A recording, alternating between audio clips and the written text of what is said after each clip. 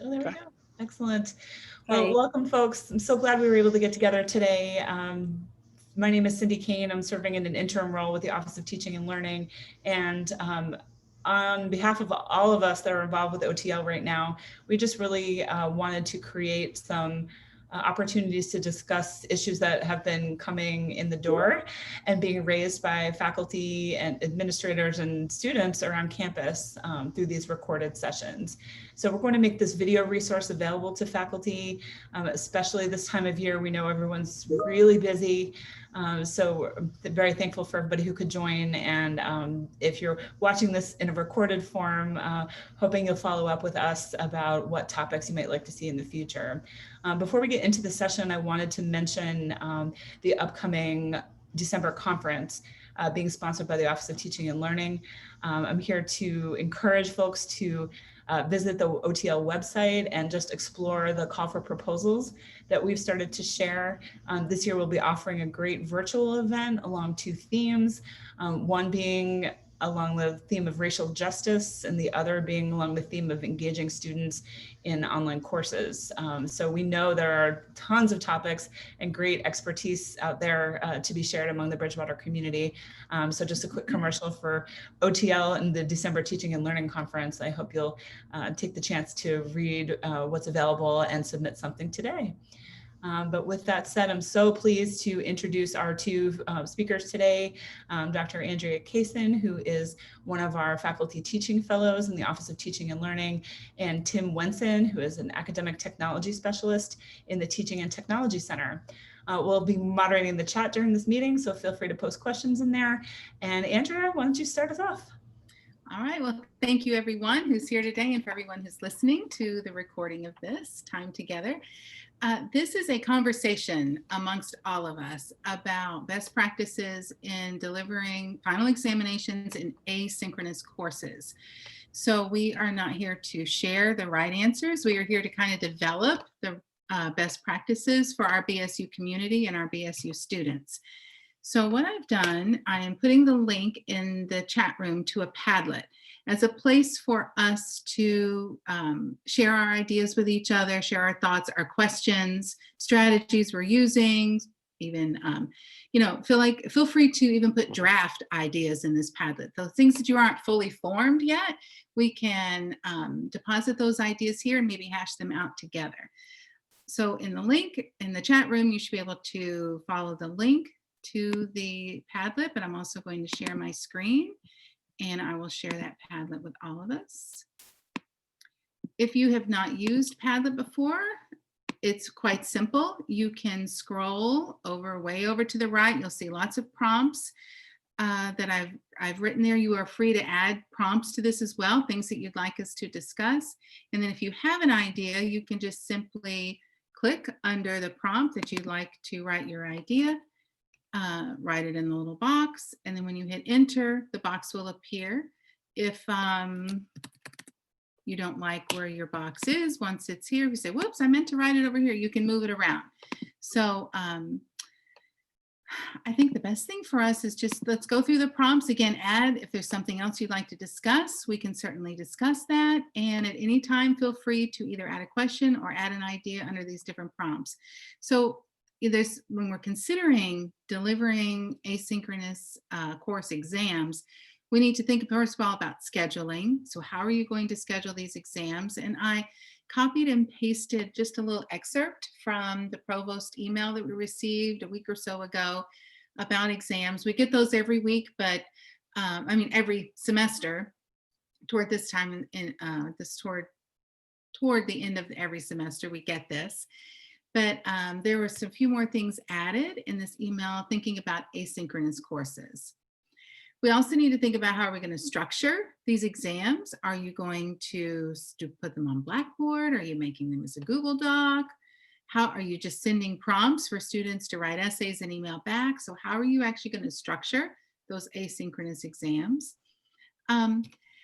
How are you using technology to help either deliver or to support the final exams in asynchronous courses? So I'd love to hear people's ideas for how you're using technology to support that.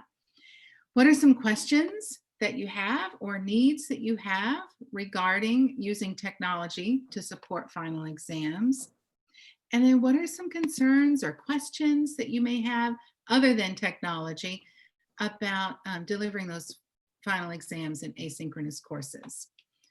So I think this is we're going to open up the floor to discussion as well, so we can have conversation and not just having to type our ideas, but interested to see what some of the, what folks are feeling and wondering right now. Okay, I see some people adding some ideas. Yeah. Academic integrity. I think we'll definitely come back in just a moment after people have a few moments to write their ideas and have some discussion about that.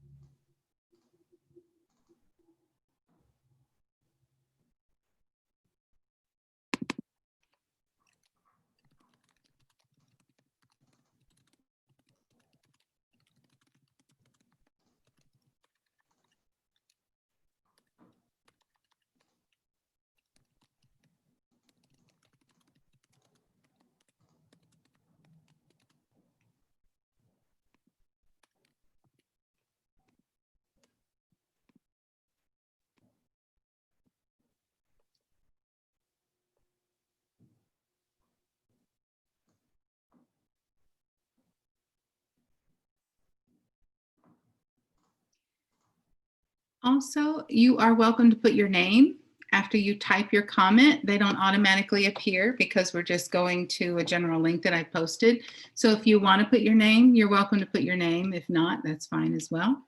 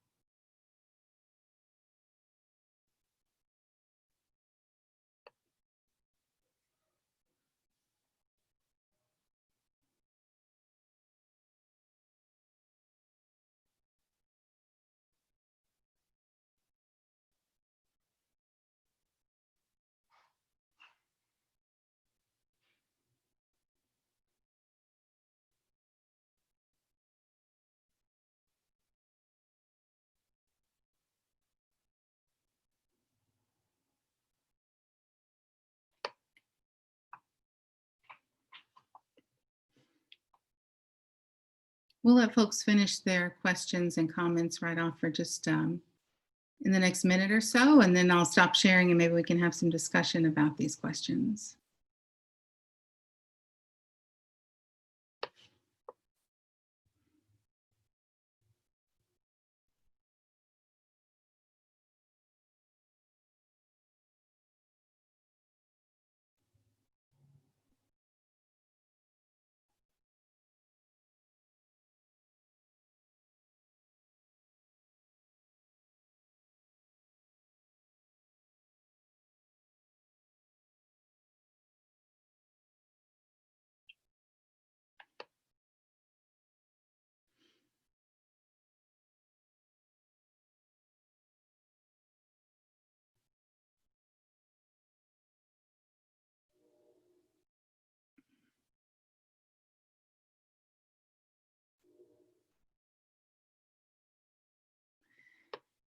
Well, I think as expected, many of our comments and questions are falling under the technology question category.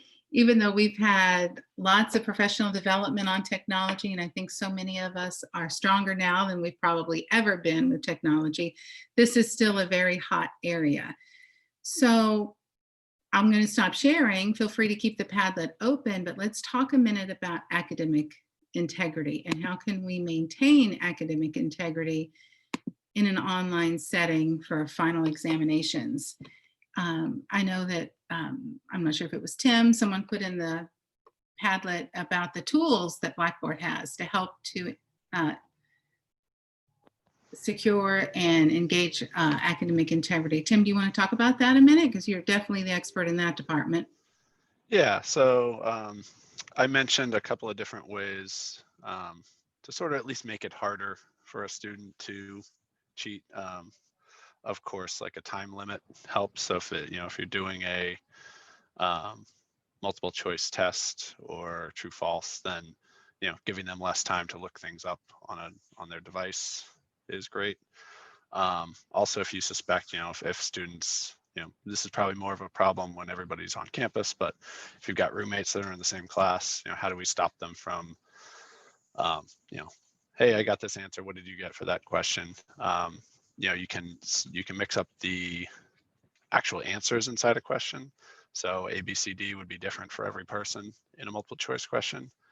You can also use the random block tool when you're creating a final exam.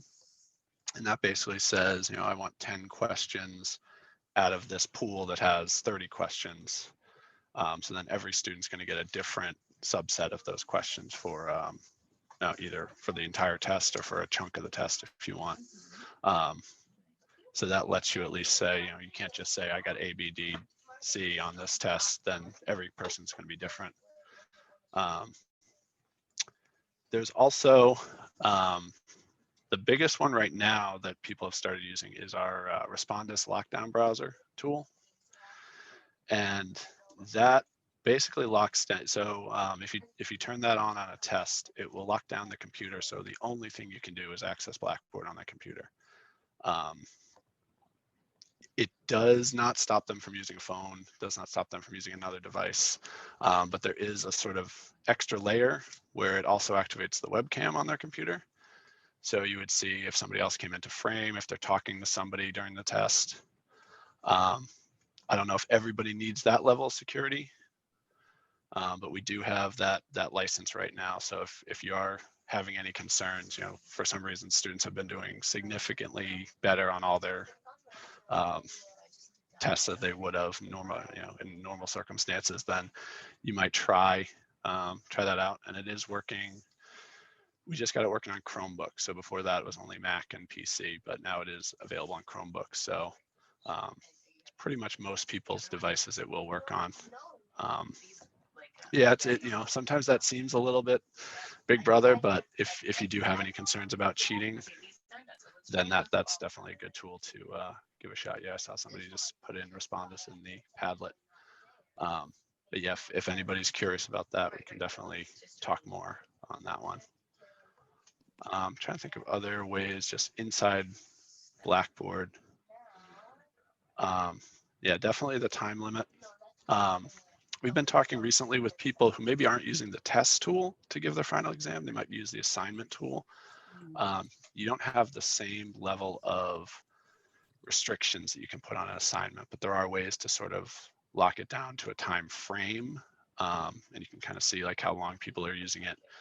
That's a little harder in asynchronous because you want to give them enough time to take the assignment, but there are ways to sort of lock that down a little bit too if you need to. And I do find that that's sometimes better for essays. If you're asking somebody to type for an hour, using the test tool isn't the best thing to do with that sometimes. Yeah, I think we could, if other things come up, I can definitely talk more about that part, but yeah, if we want to move on to a different topic, we certainly can here.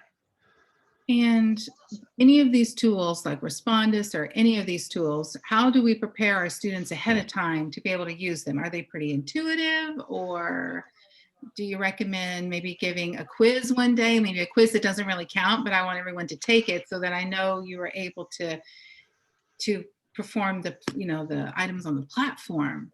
Okay. Yeah, that's a great point. And Respondus definitely recommends doing either a 0 point or low stakes quiz with it before you go and just use it for the final, just to test the students' capabilities. Because we've even had a few problems recently with it, which is kind of surprising in the middle of a semester, but it might have been the first time that professor was using it.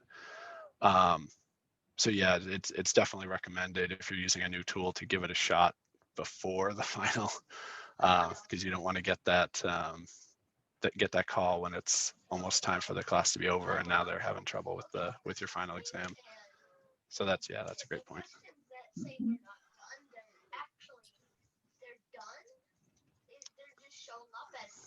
Yeah, Eric.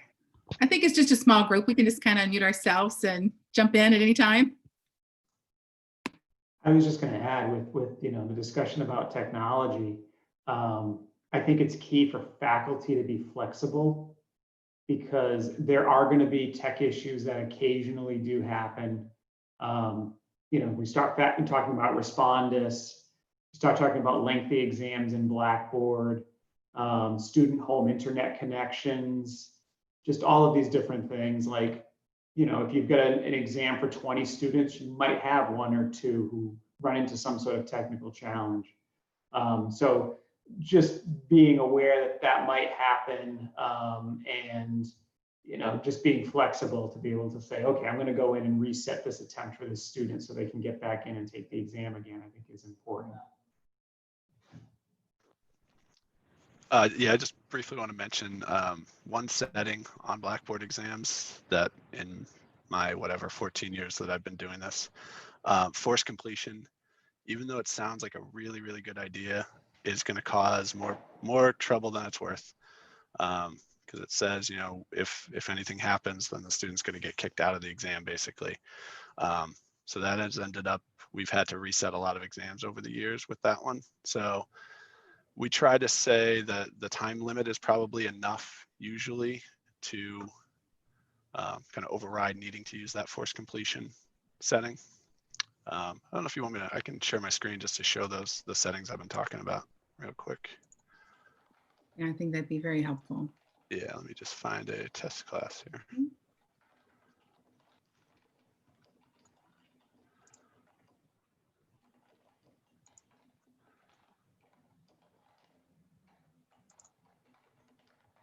Okay.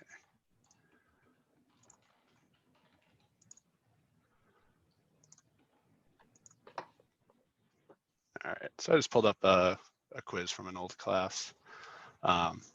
So here's the one I was just talking about, forced completion.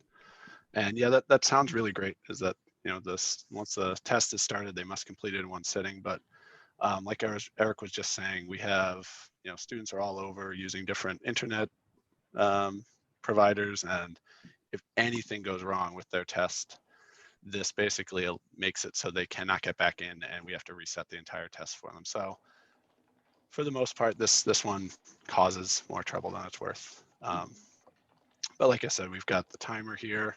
If you do want to, allow for that, if anything might happen, you could allow for multiple attempts on the test. So if they did get kicked out, they could get back in and try a second time. You can do that. And then there's also the auto submit tool here. So if for whatever reason they were to walk away from the test and forget to submit it, if you had that on, then it'll just, wherever they were in that, at that 15 minutes, it would just submit their test for them. I'll pull up just the other stuff here. If there was any sort of, for an asynchronous course, you probably wouldn't use the password. That would be a good one. If you only wanted them to take it at a certain time, you give that password out right before the test. Then I know, I think I wrote on the, on here about accommodations. If any of your students need accommodations, the way to do that in a test is in the test availability exceptions section right here. So you can give people extra time. You can change I'll just choose one of these here. You can change that setting. You could give them a different time window to take it if for whatever reason they needed an extra couple days or anything, give them an extra attempt. So That allows you to change the settings just for a single student. So if you have any student that needs just any sort of different test settings, you can do that there. Okay. So I think that's all I wanted to talk about on that part, but I can certainly come back and share again if we need to. Mm-hmm. And let's see, we had some things going in the chat room over here. Have any of you used any of these test features? Anyone that's on the call today use these test features? Had any issues with any of them? I know I did force completion one semester and I learned the hard way. Don't do that again. That was not worth it. So yeah, two students were, it was during, I think it was that first winter I was here when it was so bad and we were losing power and like 4 students lost electricity while taking the test and it was a mess. So I'll never use that again. But I think the timer works really well, knowing that they have a specific amount of time to take the test. This semester, I've upped it a little bit. I've increased the amount of time that I would normally have just because I feel like it reduces anxiety a little bit. I had a very short quiz that normally I give them 10 minutes to take, and I just felt like their anxiety was high enough already. So I upped it to 30. It still takes them only 20. And it's interesting too, because you can go back into Blackboard and get a report to see how long did students spend on the tests. And you can kind of see everybody's about the same amount. And if there's maybe an outlier, you know, you could dive into that if you needed to or wanted to. I saw, yeah, Kevin asked about Respondus working on Chromebooks, so that it is in beta, but it does now work on there. I tried it out the other day. It is a setting that you have to check off though. So if you were using Respondus, you have to make sure you check off the Chromebook setting. I think eventually it'll be, once it's out of beta, it'll just be open for everybody, but yeah, it works just right in the Chrome browser, which is kind of interesting. I know for me, like I teach writing, so I don't really do final exams. I mostly do projects now after my first couple of years when I did them. But I think that this is just a, sort of a good cue to think about allowing students different ways to show competencies. And I think that this is, I think for a lot of those disciplines that rely heavily on big exams, this sort of might force some creative thinking of different ways to word questions, different ways to allow students to respond. Because ultimately, no test is perfect. Like, if a student tries hard enough, they can cheat at any test. It's just easier now than it was before. So I think it's really just about being creative and not necessarily getting rid of the exam, but either like making it a part of something larger, or sort of changing the way that it's structured, like maybe essays, short answers that are a little bit harder to just copy and paste into Google and get an answer. The tech tools are great, but ultimately, if a student really wants to cheat, they're going to figure out a way. I'll mention too. So for the courses I've been teaching, we've been mostly doing project-based work for their final submissions. But years ago, I taught these management courses, and we had final exams that they would do. And it's going to depend on the publisher, but many publishers will have a ton of exam content that you can use, multiple choice, true false, of course, but they'll actually do essay questions as well. And they can provide that to you in Blackboard format, which of course then you can bring into the system. I found it very helpful in terms of having, like, let's say there was a question bank they gave you of 100 questions, then I'd assign the students maybe a random 50 out of that 100. I thought that worked really well. So it just, once again, it depends on the publisher and how good they are at developing those exam questions. And going off a little bit with what Kevin said about assigning projects or different kind of creative ways to show learning that occurred during the course, other than just answering questions on exam, what are some things that folks have done? I know someone posted on the Padlet that they have used presentations in the past, and they're going to let their students record ahead of time and then post those presentations this semester. What are some things that folks have done in the Yeah, past. that was me on the Padlet. I think that I often, especially for if it's like a literature course, have them come in for their final exam time when it's in class and actually present what they've done and just talk about it. And I think having it online gives them that opportunity to just sort of do it ahead of time, help with that like public speaking anxiety because they're just talking to their computer. They're not talking to other people. And ultimately, I think that, being online makes exams harder, but I do think that it's a good chance to embrace students' different competencies. I mean, a lot of students just don't test well, no matter what. And I think that this just enhances that. So I think that, there's projects that students can present.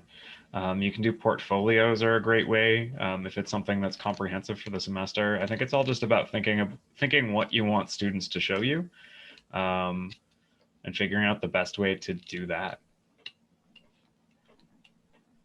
Agreed. Yeah. I love doing video projects as sort of their big final project submission. And in the past, I've done things where they've had to create like almost like little mini documentaries, only like 5-10 minutes, but they end up having a lot of fun with that. And that's where you get to really see a lot of their creativity come through as they're trying to talk about whatever assigned topics they have.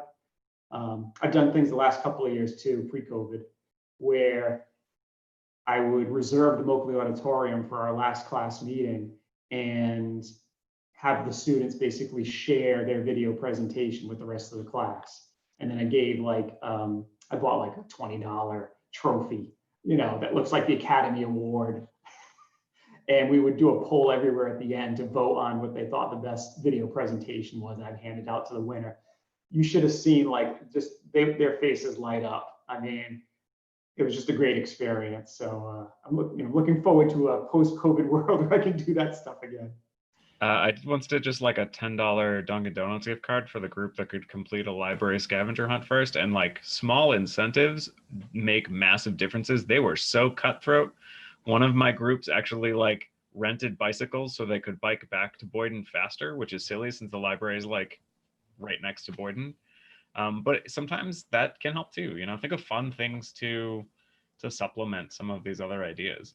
And I think that idea of poll everywhere is still really relevant. I think that allowing students to give live feedback, if you're doing some sort of like a showcase, lets them stay tuned in a little bit more, especially if you make it part of the grade that they have to provide some feedback. It means that they can't just like let their eyes glaze over.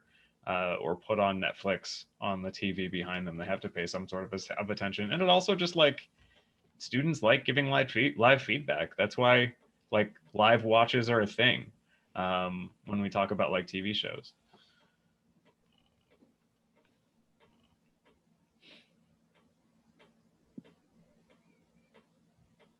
Okay, all right. Let me take a peek at the Padlet again. I think a couple people were asking about time frame of like how long are you giving students to take the final? When are you making them do? I know that was part of Karim's message, was basically what the timing is of when you're allowed to do it. I know I'm not teaching this semester, but when I usually give them that week kind of leading up to the final being due. To start that test and finish it, obviously using a timer so they can't take more than the hour or so that I gave, or 2 hours that they give. I don't know if more people are doing a smaller window or if they like to give a larger window. Since the class is asynchronous, then you're kind of expected that they can do it on their own time. Personally, I think I'm a fan of a larger window, but just setting the time limit and letting them know, you can do this whenever it's convenient for you, but when you log on, you've only got, like 1 hour to complete it. So make sure you leave yourself a block of time to complete it in. Mm-hmm. I would tend to think strongly about, do I want to do it the very last minute on the very last day that exams could happen? I was always a procrastinating student, and I think, if I were to have 5 exams all due on the last day at the last minute, I would start the morning of the last day to complete them. So we have to think about, okay, should we maybe stagger, have things due at different times? I know for this semester, my students are all doing like video presentations, and the week before exams are due, they're going to meet with partners, with peers. So they have to have it kind of ready, but they're going to meet with peers for feedback. So the hunk of it needs to be ready and finished. They could just fine tune it that last week of exams. So think about how can we stagger the work so that they're not all cramming it in at the last minute.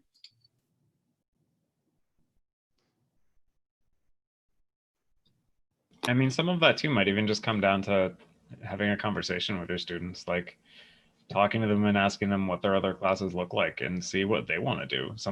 I've found that students are, very good self-advocates. I've had students ask for papers to be due earlier in the past because they didn't want it to like lump in with everything else. So I think that might even just be a good conversation to have, especially if it's an asynchronous class. You can make a discussion board, you can email them and ask for responses, you can make a Padlet, however you want to get feedback. Just say, asking what the rest of their final schedule looks like and what they want to do, what would be the best for them. Mm-hmm. And then there was one question or comment about, well, how can we ensure equitable and fair access with dates and times? That one was also me. Did you have any thoughts on that first you want to share, Kevin?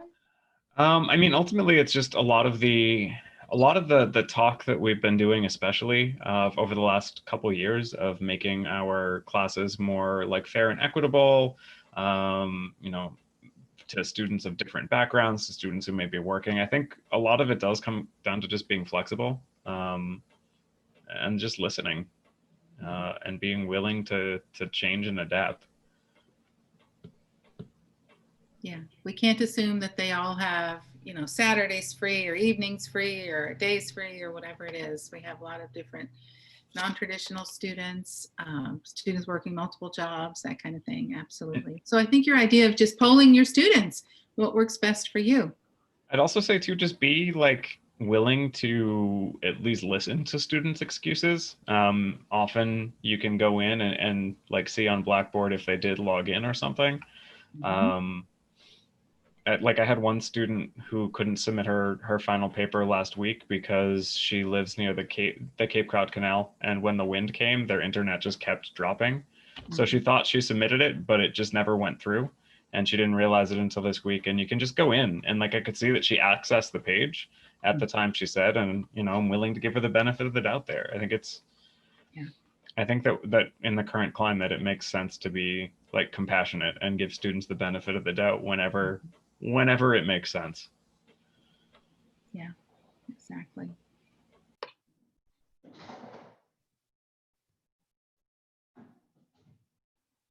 All right, I'm looking. Any other issues or even things that you have heard your colleagues talking about, or students, may or may not be your concern, but things that you've heard other people talking about concerning final exams? I'll add one, just thinking that asynchronous courses and asynchronous finals might add up, but asynchronous courses and synchronous finals might not necessarily be an obvious transition. So if we've talked to a student for weeks now about an asynchronous format to the classes, I feel like if you're looking for a synchronous final exam experience, that's going to take a little bit of student preparation. Would that be accurate, you think, or it's just a guess?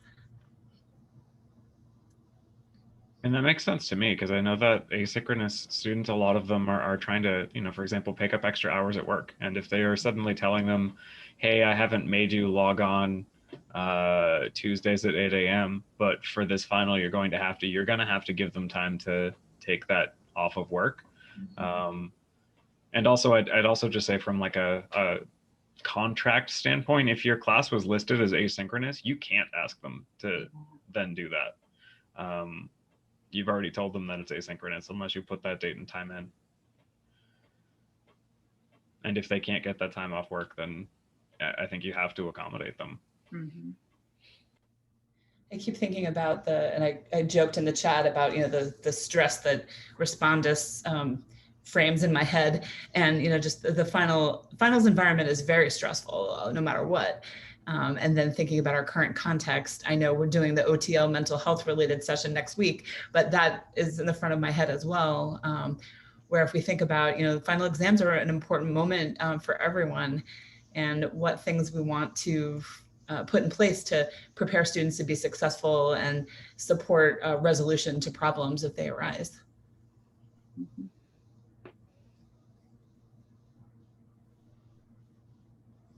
Yeah, I would definitely say, kind of, jumping on with what Kevin said, if you had any thought about doing a synchronous final in a course that's been asynchronous this whole semester, at least, run it by the students first. And if you can come up with a time that everybody can work with, then, as long as it's kind of democratic and you can do it, then that would work. But yeah, you definitely can't, change right at the end and say, now everybody has to be here at this time. So definitely have to keep with what you've been doing all semester.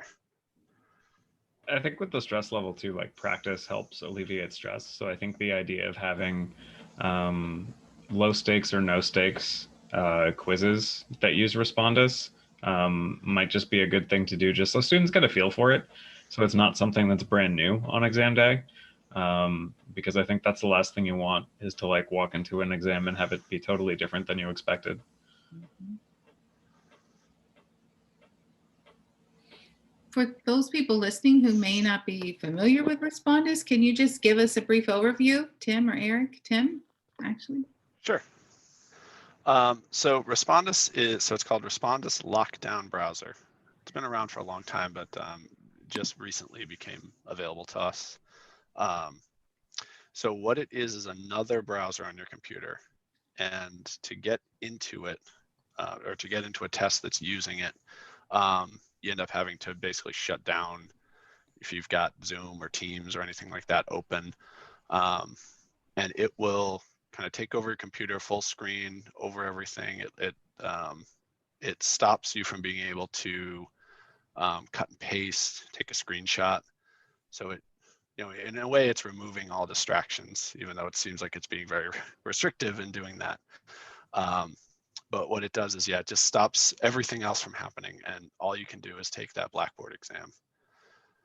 Do you need a camera? Like, do you need a camera on your computer to watch you? So the other piece of it, so there's actually two parts. There's the lockdown browser itself, and then they have a tool called Respondus Monitor. And if you have that, so you can turn on just the lockdown browser if you want and use that, or you can also add on that Respondus Monitor, and that will turn the webcam on, right? So when you begin the test, it'll turn the webcam on your computer, and it will kind of do a check. So you have to like move your camera around the room and make sure, it's called environment check, make sure there's not like a whiteboard next to you that somebody's writing on, or your book's open. And then as you're taking the exam, it will kind of, it records the video. It's not a live thing that anybody's going to watch. And if anything kind of out of the ordinary happens, it'll flag it for you. So if another person or an animal or anything walks on screen, it'll say, hey, there's another being here. If you like look away for a minute, it'll say it can't recognize a face in the video anymore. If you kind of like pull out another device or you're like looking down, it'll do that. So, and that video is available after. And basically it'll say, if it flagged you this many times, it sort of, highlights that one as, this one suspicious activity during this one. So it's, I don't know if a lot of people are using it. I know some departments really liked the idea of doing that because they want to make sure, the academic integrity of that test is happening. I think students have pushed back a little bit. There has been a couple of issues that we've had with the webcam one specifically is, I know for me, my webcam on my computer stopped working. So I happened to be able to just get another one, another webcam that's plugged in, but sometimes a student might not have that ability to just go get another one if it's broken. And there's a couple of ways to bypass it. If you have a student like, prior to a couple of weeks ago, if you were on a Chromebook, that was your only device, we would have to bypass the lockdown browser so that student could take the test, since it's become available on Chromebooks. But yeah, and as long as we know about that ahead of time, we can set up those ways to get around it. If a student has a legitimate reason not to use lockdown browser, then we can certainly set it up so that student can not use it. But it's so far it's been pretty stable. We've had a couple of problems, but I think as long as they're used to it and they know that their computer works with it prior to the actual test, it should go off pretty well. Yeah, I think that's the thing. Prepare ahead of time. Let students practice ahead of time. Get familiar with it. You cannot just decide the day before that you want to use. Yeah. And there's quite a few settings in there, so okay. I would definitely recommend anybody that's thinking about using it, reach out to us and we can, walk you through some of the settings and what they mean. And then the whole issue of students, whether or not they have access to a camera, is something to definitely consider. I know at the beginning of last spring semester when we all went online, it was nearly impossible to even find a camera to purchase through Amazon or Best Buy or anywhere. And that could happen again at the end of the semester, as all of a sudden all these courses nationwide are going to require cameras. So that's something to definitely consider. Yep. Okay, anything else? Any other ideas? Any other questions? Whether or not it's yours or something you've heard? I think it's definitely nearing the time of the semester where we need to have our exams in place, have it all in order, so that we can tell students well in advance what the final is going to entail, the structure of it, the timing of it, so that we can overcome any anxieties, work with our students to help reduce any anxieties or just unfamiliarity, so that we can definitely set them up for success at the end of the semester, in which most of them have worked very, very hard to show what they've learned. Yeah, I would definitely just mention, we complain about students procrastinating, but we can't procrastinate as faculty either. So if you're expecting to put a midterm or a final or anything online, and you haven't done it before, definitely get started and we'll figure out if there's any issues with the way you're thinking it'll work.